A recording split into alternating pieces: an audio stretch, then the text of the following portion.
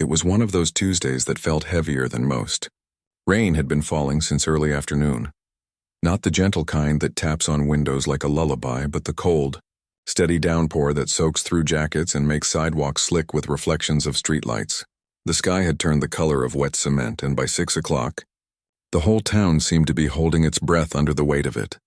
She sat in her car, fingers tight on the steering wheel, eyes fixed on the road ahead. Her shift at the insurance office had run long again. Not because she'd slacked off, but because the system crashed twice. The phone lines jammed with callers, and her supervisor kept piling on last-minute tasks like it was nothing. She hadn't eaten since lunch, and her stomach growled softly, drowned out by the rhythmic thump of the windshield wipers. She just wanted to get home. Home meant dry socks, a warm bowl of soup, and maybe 20 minutes with her cat curled on her lap before sleep pulled her under. But as she turned onto the county road that cut through the edge of town, the shortcut she always took to avoid traffic, something caught her eye. A car. Pulled over on the shoulder, hood up. Hazard lights blinking like a weak heartbeat in the rain. She slowed instinctively. Most people would have kept driving. It was dark, it was raining, and stopping for strangers wasn't exactly encouraged these days. But something about the way that car sat, crooked, defeated, made her chest tighten. She glanced in her rearview mirror. No one behind her. Just empty road and falling water. She signaled, pulled over a safe distance ahead, and killed the engine. For a second, she hesitated. What if it's a trap? What if they need something you can't give? But then she saw movement. A figure stepping out from behind the open hood, hunched against the rain, arms wrapped around himself like he was trying to hold his own warmth in. He was old. Not just middle-aged, but truly old. White hair plastered to his forehead, shoulders bent like they'd carried too much for too long. He wore a thin jacket, no hat, no gloves. And he was shivering. That decided it. She grabbed her umbrella from the back seat, stepped out into the downpour, and walked toward him. Rain needled her face and her shoes sank into the muddy shoulder, but she didn't stop. "Hey," she called over the drumming rain. "You okay?" The man turned, eyes wide with surprise, then relief. "My car just gave out," he said, voice rough but kind. "Won't start. Battery's dead, I think." She nodded. "I've got jumper cables. Let me see if I can help." He blinked. "You do that? In this weather?" She almost laughed. "Well, I'm already wet." She went back to her car, popped the trunk, and pulled out the red and black cables she kept just in case. Her dad had taught her how to jump a car when she was 16. "You never know when someone will need help," he'd said. She'd rolled her eyes then. Now she was glad she'd listened. They worked quickly, her hands cold and clumsy, but she knew the steps. Red to dead battery, red to good battery, black to good battery, black to metal on the stalled car, never the dead battery itself. Safety first. Always. The old man watched quietly, holding the umbrella over her as best he could, though it barely shielded either of them. "Thank you," he kept saying. "Really, you didn't have to stop." "I couldn't just drive by," she said simply. She got back in her car, turned the key, and let her engine run for a minute to charge his battery. Then she signaled for him to try his. He turned the key. Nothing. She waited. Tried again. This time the engine coughed, sputtered, then roared to life. "Yes!" he cried, clapping his hands like a kid. She smiled for the first time all day. He shut off his engine, walked over to her window, and leaned in. Rain dripped from his eyebrows. "Let me pay you for your trouble. Or at least buy you coffee." "No," she said gently. "Just get home safe, and maybe keep your battery checked." He hesitated, then nodded. "All right. But I won't forget this," she waved it off. "Just pass it on someday." He smiled, a real one, warm despite the cold, and stepped back. She watched him get into his car, start it again, and drive off slowly down the wet road. Only when his taillights disappeared around the bend did she turn her own car around and head home. By the time she pulled into her driveway, it was nearly 8. Her apartment was dark, quiet. She kicked off her soaked shoes, peeled off her damp clothes, and stood under a hot shower until her skin turned pink. The soup she heated tasted like heaven. Her cat whiskers rubbed against her ankles, purring loudly, as if sensing she needed comfort. She crawled into bed early, exhausted but oddly peaceful. Helping that man hadn't fixed her life. It hadn't paid her bills or shortened her workday. But it had reminded her of something important. That she still had the power to make a difference. Even in small ways, even on a terrible day. She fell asleep thinking about his smile. She didn't know it yet, but that small act would cost her everything. The next morning, she woke to her alarm at 6:15 a.m., same as always. She made coffee, fed Whiskers, and got dressed in her usual work outfit. Navy slacks, white blouse, name tag clipped to her pocket. She double-checked her bag. Laptop, charger, lunch container, keys. Everything in place. But as she drove to the office, a strange unease settled in her stomach. She couldn't shake the feeling that something was off. Maybe it was just leftover fatigue. Or maybe it was the memory of her supervisor's sharp tone the day before, when she'd asked if she could leave 5 minutes early. "We're not running a charity here," he'd snapped. Still, she pushed it down. She needed this job. Rent was due next week. Her car needed new tires. And with the economy the way it was, finding another position in customer service wouldn't be easy. She parked in the employee lot, walked through the glass doors, and swiped her badge. The office was already buzzing, keyboards clicking, phones ringing, the low hum of fluorescent lights overhead. She settled at her desk, logged in, and opened her email. That's when she saw it. A message from HR. Time-stamped 7:02 a.m. Please report to Conference Room B immediately upon arrival. Her heart dropped. Conference Room B was where they did the firings. She stood slowly, her coffee forgotten. Her palms were suddenly sweaty.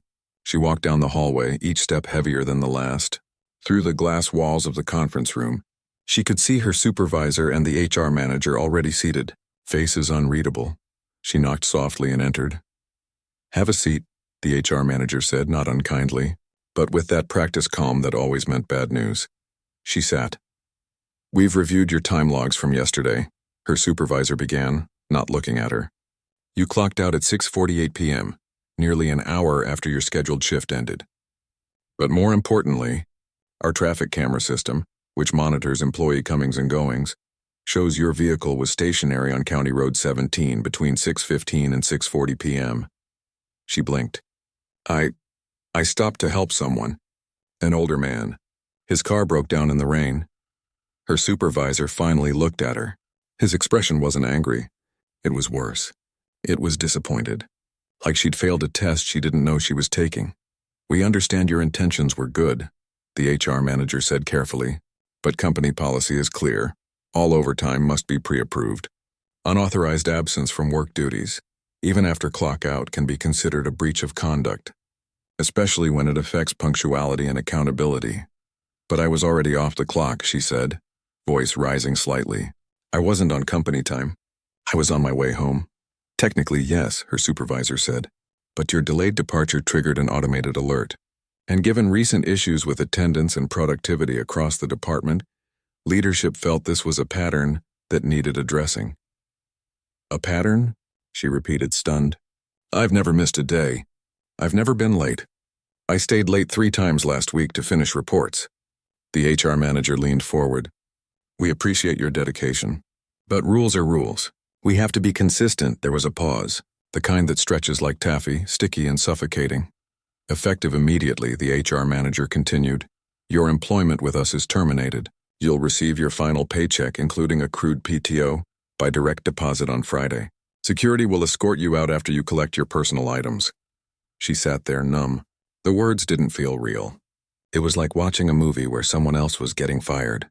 Her eyes burned, but she refused to cry. Not here, not in front of them. She stood. "Can I at least say goodbye to my team?" "I'm sorry," the HR manager said. "For security reasons, we ask that you leave promptly." She nodded, turned, and walked back to her desk. Her hands shook as she cleared out her drawer. Photos of her cat, a stress ball, a half-empty bottle of hand lotion. She unplugged her phone charger, folded her sweater, and placed everything in a cardboard box a security guard handed her. As she walked out through the front lobby, head high, she could feel eyes on her. No one said a word. No one met her gaze. Outside, the sun was shining. The rain from last night had vanished, replaced by a crisp, clear morning. Birds chirped. People hurried to work, laughing, chatting, living their normal lives. She stood on the sidewalk, box in her arms, and realized she had nowhere to go. She couldn't go home. Not yet. Not with this weight pressing down on her chest. So she walked, Past the coffee shop, past the bus stop, past the park where kids were playing. She walked until her feet ached and her throat stopped burning. When she finally got home, she set the box on her kitchen table and sat on the floor, back against the cabinets. Whiskers came over, nudging her handway. In his head, she buried her face in his fur and let the tears come, all because she stopped to help someone, all because she chose kindness over convenience. She didn't know it then, but while she sat there, heartbroken and alone, something was already stirring in the town. A letter was being written, a story was being told, and by tomorrow morning her quiet street would look nothing like it did today. But for now, there was only silence, a purring cat, and the hollow echo of a door closing on the only job she'd had in 3 years. She closed her eyes and whispered to no one. Was it worth it? The answer didn't come right away. But deep down, beneath the fear and the shame, a small voice whispered back, yes. The old man didn't sleep that night. He sat in his armchair by the window, wrapped in a wool blanket his late wife had knitted years ago, staring out at the street where rain still glistened under the porch light. His hands trembled, not from the cold, but from something deeper. Guilt, shame, helplessness.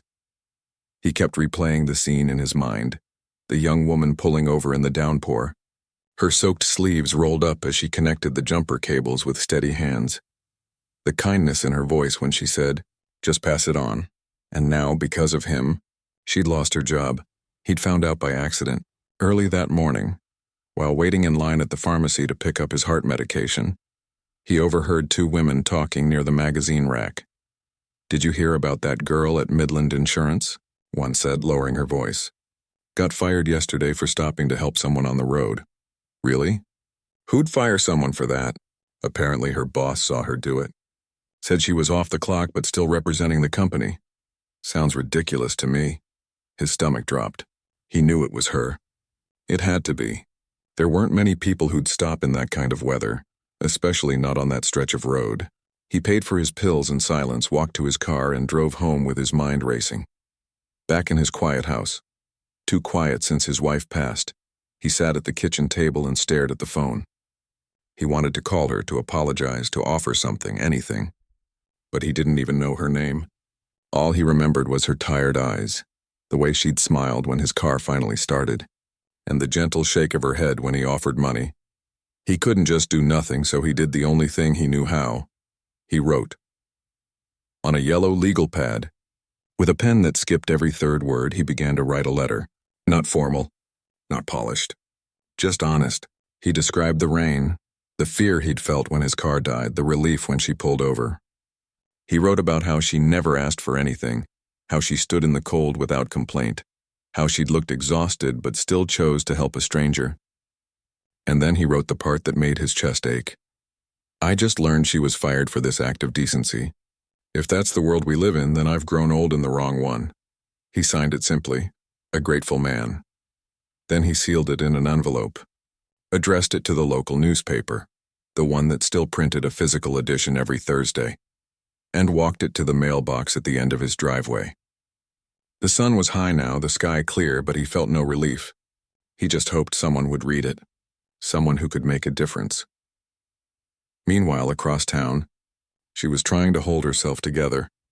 She hadn't told anyone about the firing, not her sister, not her best friend, not even the woman who lived next door and always waved from her garden. She was too embarrassed. How do you explain that you lost your job for doing the right thing? It sounded like an excuse even to her own ears. So she stayed inside, curtains drawn, answering job alerts on her phone with numb fingers, rewriting her resume for the 10th time, deleting sentences that sounded either too desperate or too proud. She ate toast for breakfast, skipped lunch and microwaved leftover rice for dinner. Whiskers watched her with wide eyes, as if sensing something was wrong. She talked to him more than usual just to hear a voice, even if it was her own. I'll be okay, she told him, scratching behind his ears. We'll figure it out. But the truth was, she didn't know how. Rent was due in 10 days. Her savings wouldn't last 2 months. And every job posting she saw asked for immediate availability or proven reliability. Words that now felt like accusations. She thought about calling her old boss, begging for a second chance. But pride, or maybe just self-respect, stopped her. If they couldn't see the value in helping someone in need, then maybe she didn't belong there anyway. Still, the doubt crept in. Was I foolish? Should I have just kept driving? She hated that the question even crossed her mind.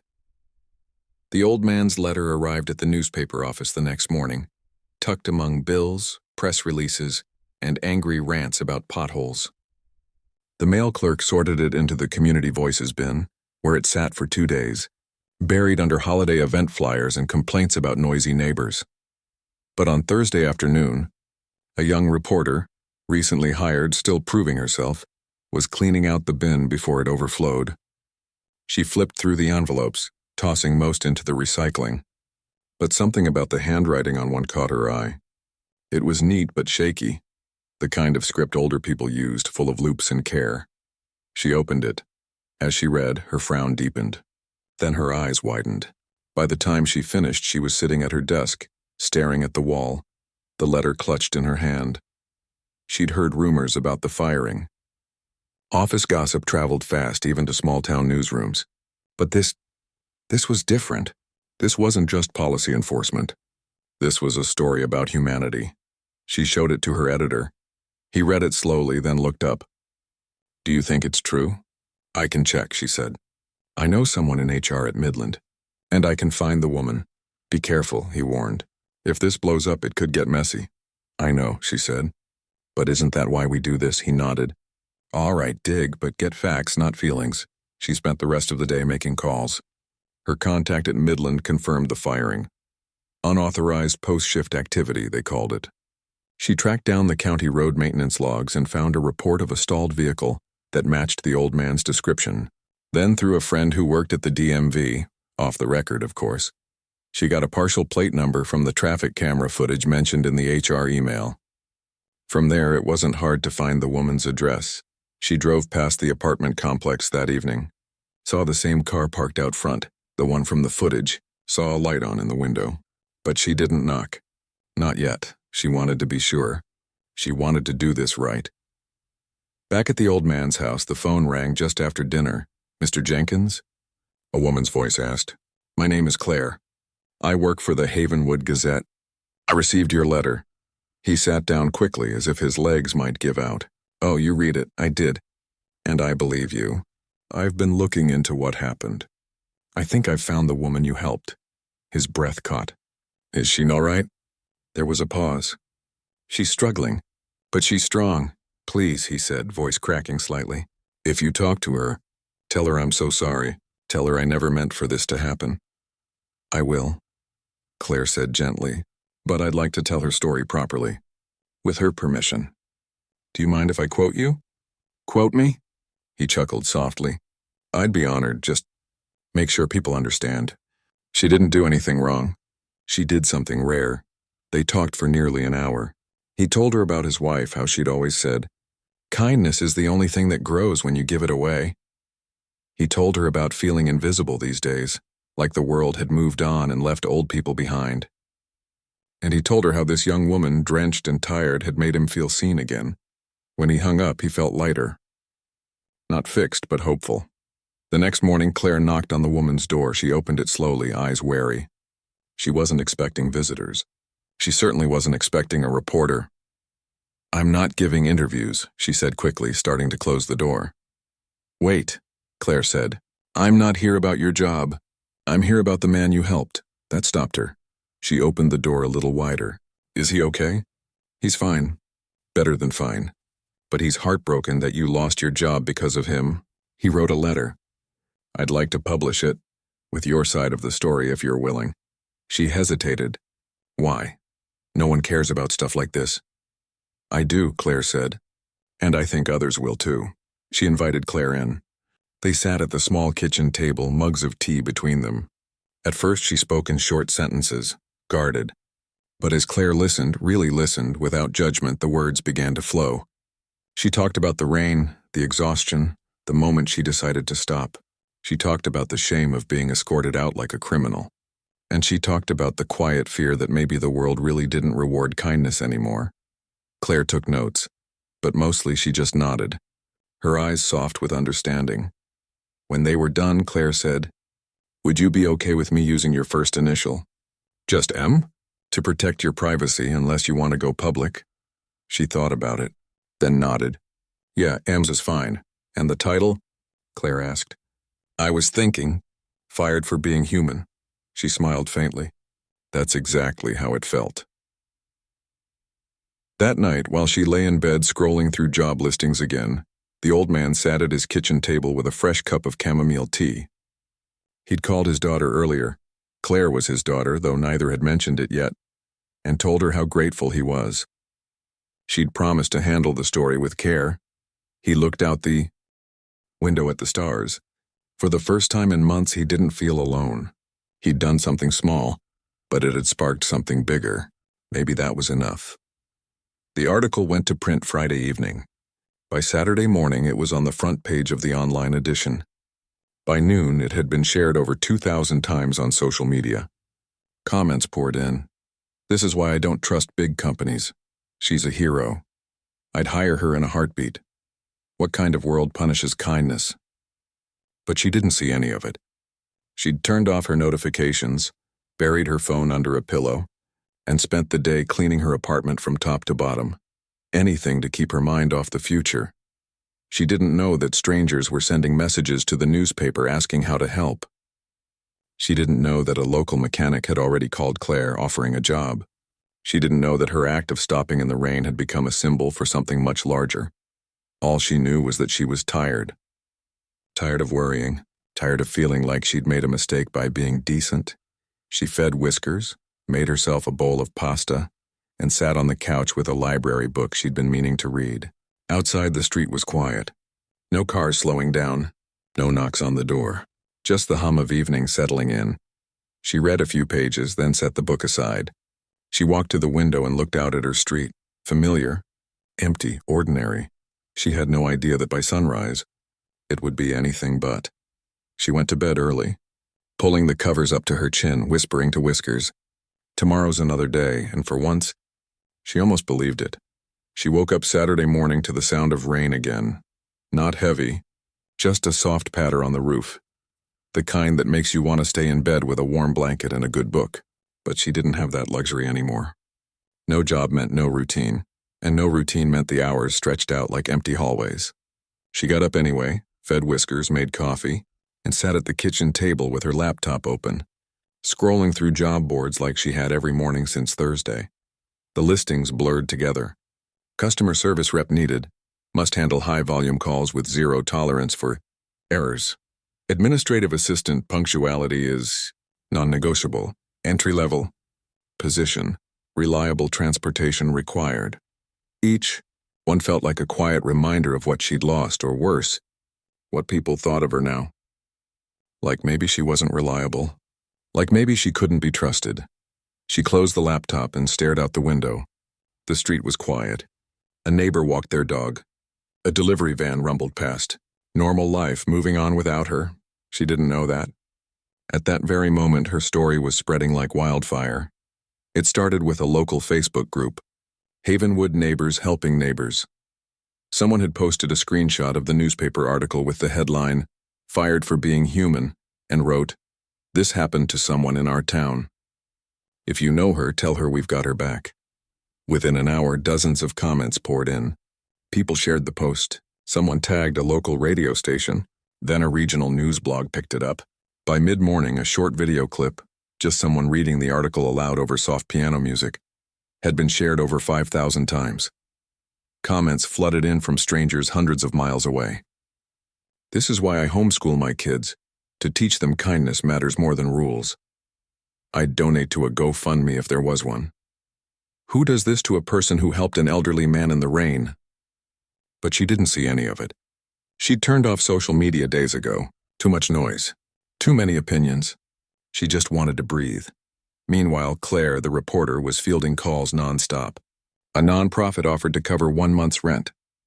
A small business owner wanted to interview M for a marketing role. Even the mayor's office reached out, asking if the city could recognize her with a Community Spirit Award. Claire took notes, asked for contact info, but didn't promise anything. She knew the woman hadn't agreed to become a symbol. She'd only agreed to tell the truth. Still, Claire couldn't help but feel hopeful. Maybe this could turn into something good. Maybe people really did care. Across town, the old man sat at his kitchen table with his daughter. They'd just finished breakfast. Oatmeal with brown sugar and sliced bananas, his favorite. He held his coffee mug with both hands, steam curling into the air. "Did you see the comments online?" his daughter asked gently. He shook his head. "I don't do that internet stuff. But I heard from Mrs. Langley at church. She said, people are talking about it at the grocery store." His daughter smiled. "They are, and they're angry. In a good way," he sighed. "I just wish I could do more." "You already did," she said. "You told the truth. That's rare these days." He looked out the window. The rain had stopped. Sunlight broke through the clouds, turning puddles into mirrors. "I keep thinking, what if she never stops to help someone again? What if this makes her afraid?" His daughter reached over and squeezed his hand. "I don't think that's who she is." Back at the apartment, she decided to go for a walk, just to get out of her own head. She pulled on a hoodie, slipped on her sneakers, and stepped outside. The air smelled fresh, clean, like the world had been rinsed clean overnight. She walked past the park, past the little bakery where she used to buy croissants on Fridays, past the library with its tall stone steps. She nodded at people she recognized but didn't stop to talk. She wasn't ready for small talk. Not yet. At the corner store, she bought a bottle of water and a granola bar. The cashier, a woman in her 50s with kind eyes, smiled as she rang her up. "Rough week?" the woman asked. She froze. Did she know? Had someone recognized her from the article? "Just tired," she said carefully. The woman handed her the change. "Well, hang in there. Things have a way of working out." She nodded, thanked her, and left quickly, heart pounding. Was everyone talking about her? Was she some kind of local spectacle now? She walked faster, head down, until she reached the edge of town where the road turned to gravel and trees lined both sides. She sat on a bench near the old train tracks, her secret spot since high school, and watched the clouds drift. For the first time in days, she let herself cry. Not big sobs, just quiet tears that rolled down her cheeks and landed on her jeans. She cried for the job she lost, for the fear of what came next, for the nagging voice that whispered, "Maybe you should have just kept driving." But then she remembered the old man's face when his car started. The pure relief in his eyes, the way he'd looked at her like she'd hung the moon, and she knew, deep in her bones, that she'd do it again. Back online, the story kept growing. A teacher in the next county shared the article with her students and assigned an essay. What would you have done? A local band wrote a song called 50 Cars based on a comment someone made. If I knew where she lived, I'd be one of 50 cars showing up to say thank you. The lyrics weren't polished, but they were heartfelt, and the video got thousands of views. Someone started a petition calling on the insurance company to reinstate her. It gathered 5,000 signatures in 12 hours. The company's social media pages were flooded with messages, some angry, some pleading, all demanding accountability. By Saturday evening, the company issued a short statement. "We respect all employees and are reviewing our policies regarding off-duty conduct." It wasn't an apology, but it was something. Still, she didn't see any of it. She came home from her walk, made soup, and curled up on the couch with whiskers. She watched an old movie, something with no drama, just gentle humor and happy endings, and let her mind go quiet. She fell asleep before the credits rolled. That night, while she slept, something unexpected happened.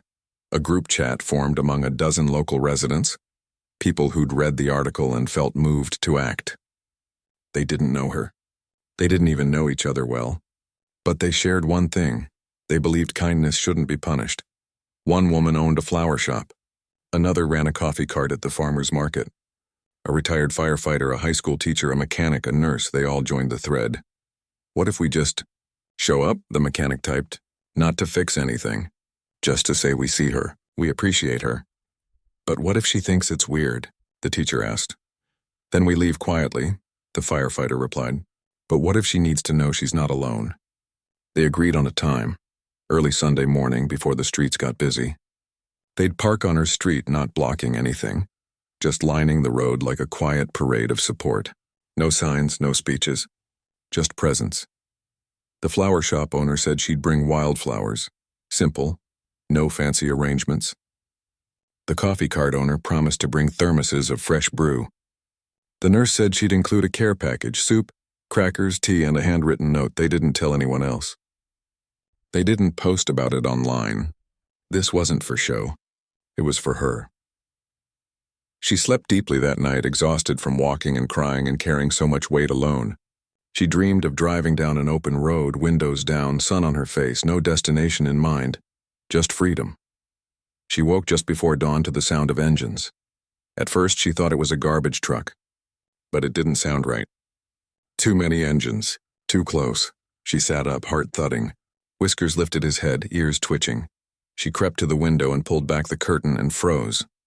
Her street, usually empty at this hour, was filled with cars. Not parked haphazardly, but neatly lined up along both sides, bumper to bumper, as far as she could see. Sedans, pickup trucks, a vintage blue convertible, even a small electric car with a sunflower decal on the window, 50 of them, maybe more. No one was honking. No one was shouting. People were just sitting in their cars, or standing beside them holding cups, small bags, flowers. She blinked, sure she was still dreaming. Then she saw him. The old man stood near the front of the line, wearing a clean coat and holding a bouquet of wildflowers, daisies, purple coneflowers, goldenrod. He looked up at her window and smiled. Her breath caught. She grabbed her robe, slipped on her slippers and walked outside, barefoot, heart pounding like a drum. As soon as she stepped onto the porch, the first person, a woman with short gray hair and grease-stained hands, walked up and handed her a thermos. "Morning," the woman said softly. "Fresh coffee. Light roast, just how you like it," I asked around. She stared. "How did you—" "Your neighbor mentioned it," the woman said with a wink. "I own the garage on Elm. We've got an opening, full-time, good pay. Flexible hours. You'd be great at it." Before she could respond, another person approached, a younger man with a clipboard. "I run a non-profit that teaches teens car maintenance. We'd love to have you lead our weekend workshops. Pays better than insurance, I promise." A woman with kind eyes handed her a basket. "Homemade soup. My grandma's recipe. And some bread. You look like you could use a good meal."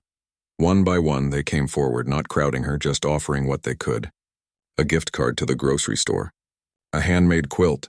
A note that read, "Thank you for reminding us who we're supposed to be." She stood there, tears streaming down her face, unable to speak. Not because she was overwhelmed, though she was, but because for the first time in days she didn't feel alone. She felt seen, valued, understood. The old man finally walked up, holding out the flowers. "I'm so sorry," he said, voice thick. "I never wanted this to happen to you." She took the bouquet, then hugged him tight. "Don't be sorry," she whispered.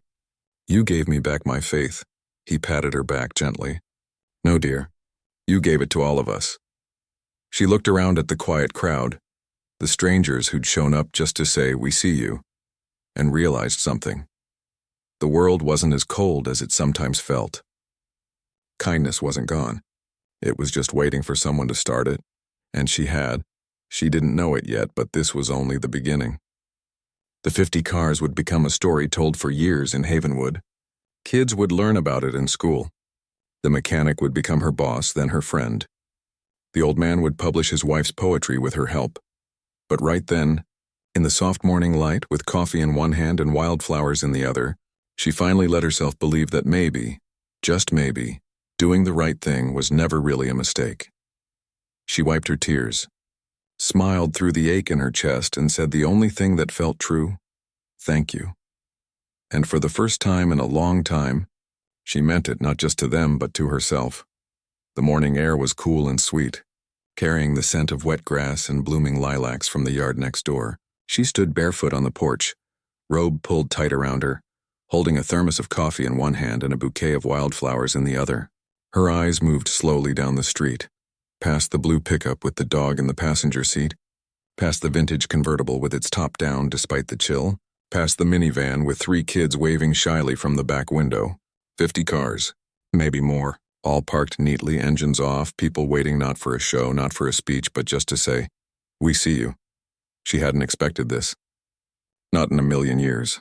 She'd braced herself for judgment, for silence, for the slow fade of being forgotten. Instead, she'd woken to a quiet parade of ordinary people who'd chosen, on their own, to show up. The woman from the auto shop, the one with grease under her nails and a warm smile, stepped forward again. "I know it's a lot," she said gently. "You don't have to decide anything right now. But the offer stands. We could use someone like you." She nodded, throat too tight to speak. She took a sip of coffee, light roast just how she liked it, and the warmth spread through her chest like a promise. One by one, others approached, not all at once, but in a slow, respectful rhythm, like they understood she needed space to breathe. A retired teacher handed her a small notebook. "I've been writing down acts of kindness I see in town," she said. "Would you mind if I added yours to the list?" A young man with a camera asked, "Would it be okay if I took a photo?" "Not for the news, just for us." "So we remember this moment." She hesitated, then nodded. "Just no close-ups of my face, of course," he said and stepped back, capturing the street instead, the line of cars, the morning light, the quiet gathering of people who'd come not because they had to, but because they wanted to. The old man stayed nearby, not saying much, just watching her with eyes full of something like awe. At one point he reached into his coat pocket and pulled out a small envelope. "My wife used to say that kindness is like a seed," he said softly. "You never know how far it'll grow. But you planted one that night, and look what it became." She took the envelope. Inside was a single pressed flower, yellow, delicate, and a note in neat cursive. "For the woman who stopped in the rain." She tucked it into her robe pocket, right over her heart. As the sun climbed higher, people began to leave, not all at once, but gradually, like the tide going out. They didn't honk or wave dramatically. They simply got back into their cars, gave her a quiet nod, and drove away, leaving behind more than just empty spaces on the street. They left behind a feeling that she mattered, that what she'd done mattered. By mid-morning, only a few remained: the auto shop owner, the old man, and a woman who introduced herself as a counselor at the community center. "I run a support group for people going through job loss," the counselor said. "It's not therapy, just a place to talk. No judgment." "You're welcome anytime," she thanked her, surprised by how much she actually wanted to go. When the last car pulled away, the street looked almost normal again, except for the wildflowers on her porch, the thermos still warm in her hands, and the basket of soup sitting by the door. She turned to the old man. "I don't even know your name," he smiled. "And you don't need to, but I'd like to know yours, if you're willing to share it now." She paused. Then softly, "It's Mara." "Mara," he repeated, like it was a gift. "It suits you." They sat on the porch steps together, sipping coffee as Whiskers came out to investigate the new smells. The cat rubbed against the old man's leg, purring loudly. "He likes you," Mara said, smiling for the first time in days without forcing it. "He's got good taste," the old man replied. They talked then, not about the firing, not about the cars, but about ordinary things. His garden, her love of old movies, the way the light hit the trees in autumn. It felt like the kind of conversation two neighbors might have after years of knowing each other. Not strangers, brought together by rain and kindness. Later, the auto shop owner came back, not in her work truck this time, but in a clean sedan. She parked at the curb and walked up with a folder in her hand. "I brought the job details," she said. "Pay is $22 an hour plus benefits. We close at 5, no weekends unless there's an emergency. And we encourage our team to help people on the road, even if it makes them late." She grinned. "Turns out good people make good business." Mara took the folder. The numbers on the page looked real. Possible, hopeful. "I'd need to learn a lot," she said. "We'll train you," the woman said. "Start with the front desk, then move into customer coordination. You've got the patience for it. And the heart." Mara looked down at the wildflowers. "Can I think about it?" "Take all the time you need," the woman said. "But just so you know, I'm not taking no for an answer." She laughed then, a real laugh that surprised even her. After she left, Mara went inside and sat at her kitchen table, spreading out the folder, the notebook from the teacher, the counselor's card, and the old man's envelope. She fed Whiskers, made herself a bowl of the soup, rich, savory, with chunks of carrot and celery, and ate slowly, savoring each bite like it was a gift, which she realized it was. That afternoon, she did something she hadn't done in weeks. She opened her laptop and checked her email. Dozens of messages waited. Most were from strangers, people offering jobs, donations, even places to stay if she needed. One was from the newspaper editor, asking if she'd be willing to write a short piece about what happened. Another was from a local high school inviting her to speak to their ethics class. She didn't reply to any of them right away, but she didn't delete them either. Instead, she opened a new document and began to write, not for anyone else, just for herself. She wrote about the rain, the fear, the shame, the 50 cars. She wrote about how it felt to think the world had turned cold, only to discover it was still full of warmth. If you knew where to look, she saved it as just pass it on. Over the next few days, life didn't magically fix itself, but it began to shift. She accepted the job at the auto shop. Her first day was the following Monday. She wore clean slacks and a soft sweater, not a name tag, and walked in feeling nervous but steady. The team greeted her like she'd always belonged. The owner introduced her as the reason we're all a little kinder now. At lunch, she sat outside with her coworkers, eating a sandwich and listening to them joke about stubborn carburetors and customers who thought check engine meant check oil. It felt normal. Good. That evening, she visited the old man. She brought him a potted geranium, his wife's favorite flower she'd learned, and a printed copy of her short essay. He read it slowly, his hands trembling slightly. When he finished, he looked up, eyes glistening. "You've got a gift with words," he said.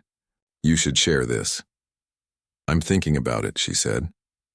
They sat on his porch as the sun set, sipping tea, talking about nothing and everything. Before she left, he handed her a thick manila envelope. "What's this?" she asked. "My wife's poems," he said. "She wrote them over 40 years. Never published. But she always said they were meant to be read, not hidden in a drawer." He paused. "I don't know how to type them, or format them, or any of that modern stuff, but you're good with words. Would you help me?" Her heart swelled. "I'd be honored." So began their new routine. Twice a week, she'd go to his house after work. He'd read the poems aloud in his gentle, steady voice while she typed them into her laptop. Some were about love, others about loss, many about small moments. A bird on a fence, steam rising from a cup, the sound of rain on a roof. She started a simple website to share them. No ads, no fancy design, just the poems with a short note. In memory of a woman who saw beauty in everyday things. Within weeks, teachers began using the poems in class. A local bookstore hosted a reading. A small press reached out asking if they could publish a collection. Through it all, Mara kept working at the shop, kept feeding Whiskers, kept walking the same streets, but now, people smiled when they saw her. Not because she was famous, but because she reminded them of something important, that goodness still exists, and it's worth protecting. Her former employer never apologized, but they did change their policy. A month later, the local paper reported that Midland Insurance had updated its employee handbook to include acts of community service as commendable behavior, even outside work hours. It wasn't much, but it was a start, and every Sunday morning, without fail, Mara drove to the stretch of county road where it all began. She'd park, step out, and just look at the spot where she'd stopped that rainy night. Sometimes she left a single wildflower on the shoulder, not as a memorial but as a reminder to herself, to anyone who might pass by. That one small choice, to stop, to help, to care, can ripple farther than you ever imagine.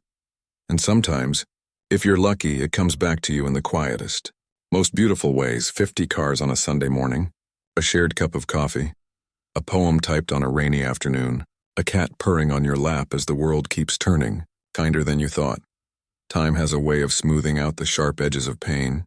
What once felt like a wound begins to scar, then fade, until it's just a part of your story, not the whole thing. For her, the weeks after that Sunday morning didn't erase what happened, but they wrapped it in something softer, purpose. She started her new job at the auto shop on a Monday that felt nothing like the Mondays before. No fluorescent lights buzzing overhead, no scripted phone greetings, no fear of being watched like a clock. Instead, there was the smell of motor oil and coffee, the clink of tools, the easy laughter of people who knew how to fix things, not just cars, but moods, misunderstandings, even small heartaches. Her role wasn't glamorous.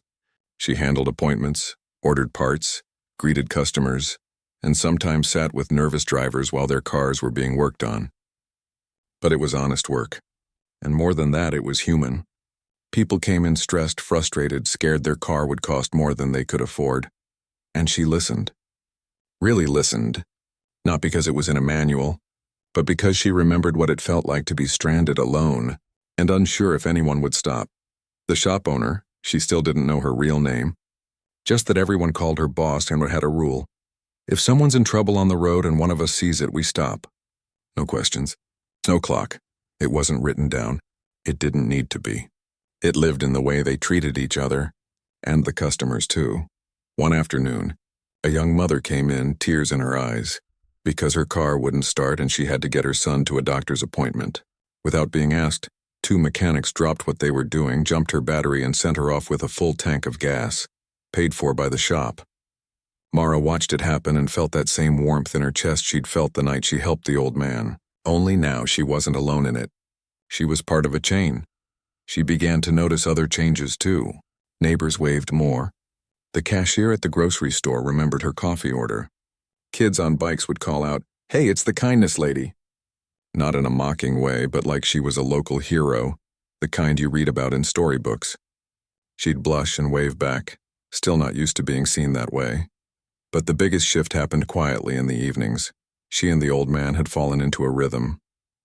Every Tuesday and Thursday after work, she'd drive to his house with her laptop tucked under her arm.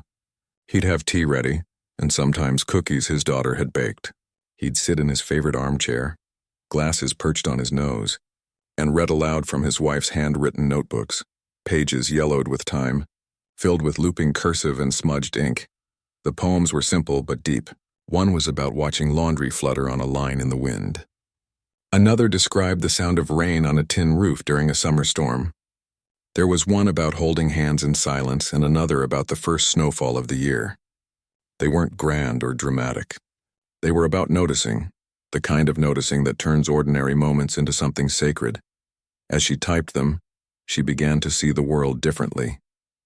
She noticed the way sunlight hit the hood of a car in the morning, the sound Whiskers made when he stretched, the way the old man's eyes lit up when he talked about his wife, even after all these years. One evening, as she was saving the latest batch of poems, he said, "You know, she always wanted these published." But she was shy, said no one would care about little things. Mara looked up. People do care, especially now. We're all so busy we forget to look. He nodded slowly. Maybe that's why your story spread. Not just because you lost your job, but because you saw me. Really saw me. She didn't know what to say to that, so she just smiled and saved the file. A few days later, the local bookstore owner reached out. She'd read the poems online and wanted to host a small reading. "Just you and him," she said. "No pressure. Just share the words." They agreed. The night of the event, the shop closed early so Mara could get ready. She wore a simple dress, the kind she'd saved for special occasions, and pinned her hair back. The old man wore a clean shirt and his good shoes, the ones he'd worn to his wife's funeral. The bookstore was packed, not with reporters or cameras, but with neighbors, teachers, retirees, even a few teenagers who'd read the poems for class. When the old man stood to read, his voice shook at first, but as he went on, it grew steady, full of love and memory. Mara read a few too, her voice quiet but clear. Afterward, people came up to thank them. One woman said the poem about laundry reminded her of her grandmother. A young man said he'd started writing again because of them. An elderly couple held hands as they left, whispering to each other. On the drive home, the old man was quiet for a long time. Then he said, "She'd be so proud." Mara reached over and squeezed his hand. "She'd be proud of you." Back at the shop, Mara started something new. She'd noticed that a lot of the young people who came in didn't know the first thing about cars. They'd panic if a warning light came on. They didn't know how to check oil or change a tire. And when they got stranded, they felt helpless. So she proposed an idea to the boss. A free Saturday workshop for teens and young adults. Basic Car Care 101, she called it. How to jump a battery, how to check fluids, how to read a tire gauge, how to stay safe if you break down. The boss loved it. "Call it Don't Get Stranded," she said with a grin. "And you're teaching it." The first session had 6 kids. By the third, there were 20. They came from the high school, the community center, even a few from the next town over. Mara taught them with patience and humor, using an old junker the shop kept just for practice. She showed them how to connect jumper cables, the same way her dad had taught her, and reminded them, If you ever see someone stuck and you can help safely, do it. You never know what kind of day they're having. One Saturday, a girl stayed after class. She was quiet with tired eyes and scuffed sneakers. "My mom's car died last week," she said. "I didn't know what to do. I just cried." Mara handed her a printed checklist. "Next time you'll know." The girl hugged her. "Thank you for making us feel like we can handle things." That night, Mara went home and added a new line to her nonprofit idea, a dream she'd been too scared to voice before. She called it Rolling Forward, and its mission was simple: teach practical skills, build confidence, and remind people that helping each other isn't weakness, it's strength. She applied for a small community grant. Got it. Started meeting with teachers, mechanics, even the local fire department. Within months, Rolling Forward was running monthly workshops, partnering with schools, and even getting a mention in the state education newsletter. She still worked at the shop. Still fed Whiskers, still paid her rent. But now her days had layers: work, purpose, connection. She wasn't just surviving, she was building something. The Old Man's Wife's poetry collection was published that fall. A small press, but real. They held a law,